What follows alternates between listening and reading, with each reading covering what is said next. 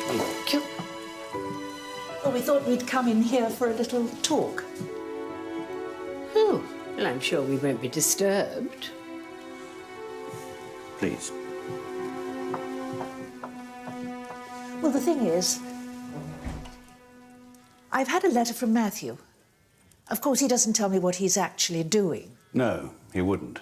But I'm glad he's all right. I miss him. Well, that's the point. You must know he's been down here a few times since the war started. We had heard. Downton is hardly a metropolis. Is he still determined to go back to Manchester when it's all over? He doesn't talk much about life after the war. None of them do. I suppose they don't want to tempt fate. Until now, that is. He writes that he's engaged to be married to a Miss Lavinia Swire.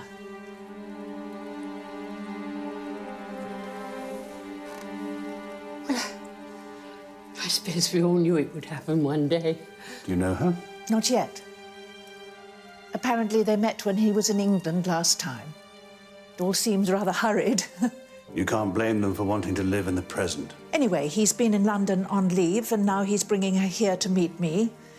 He'll be here tonight and tomorrow, then he leaves on Thursday while she stays for a bit. So will you miss the concert? Well, that's up to you. We'd all hoped that he and Mary would sort things out between them, but if that's not to be, then shouldn't we try to get back to normal, even if he's not keen to live in the village?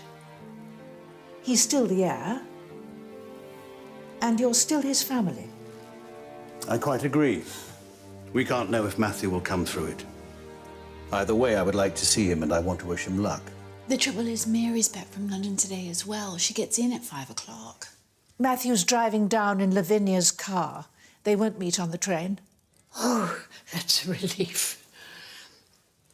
I hate Greek drama. You know, when everything happens off stage. But should we tell her not to come? We might still catch her. Isabel's right. We must use this engagement as a new beginning. You bring our Lieutenant Crawley to the concert and stay for dinner afterwards. I was hoping you'd say that.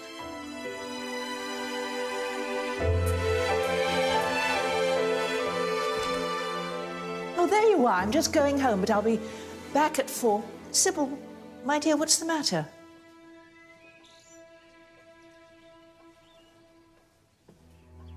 Tom Bellisis has been killed. What a terrible thing. I remember him at Imogen's ball. He made me laugh out loud just as her uncle was giving a speech.